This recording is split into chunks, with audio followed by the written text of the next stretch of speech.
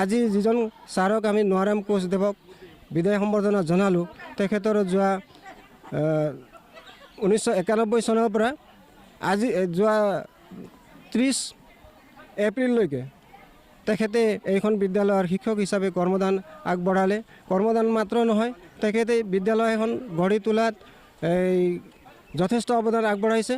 আমি সেইখিনি তেখেতক আমি কোনো মানে মূল্য দিব নোৱাৰি।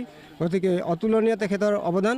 গতিকে তেখেতেও আজি বিনা বেতনেৰে এইখন বিদ্যালয়ৰ পৰা বিদায় ল'ব লগা হৈছে। গতিকে চৰকাৰক আহ্বান, যাতে চৰকাৰৰ প্ৰতিনিধিসকলে এনেকুৱা কৰ্মদান কৰি গোটেই জীৱন ব্যতীত কৰাৰ স্বত্তেও তেখেতসকলৰ প্ৰতি অকণো সহানুভূতি নিদিয়াটো আমাৰ প্ৰতিনিধিসকলৰ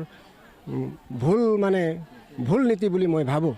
গতিকে আমি ৰাইজে আমাৰ প্ৰতিনিধিসকলে য'ত যি দৰকাৰ হয়, যি প্ৰয়োজন হয়, সেই প্ৰয়োজনখিনি আমাৰ পূৰ হ'ব বুলি আমি প্ৰতিনিধিবিলাক আমি বাছনি কৰোঁ।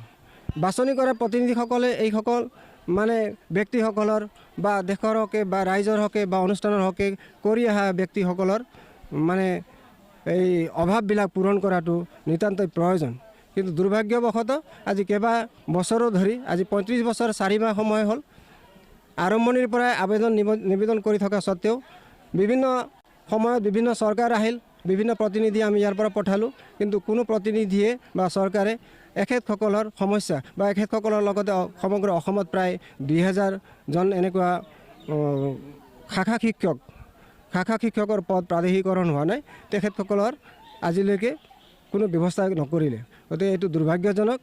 আমি এক প্ৰকাৰ মানে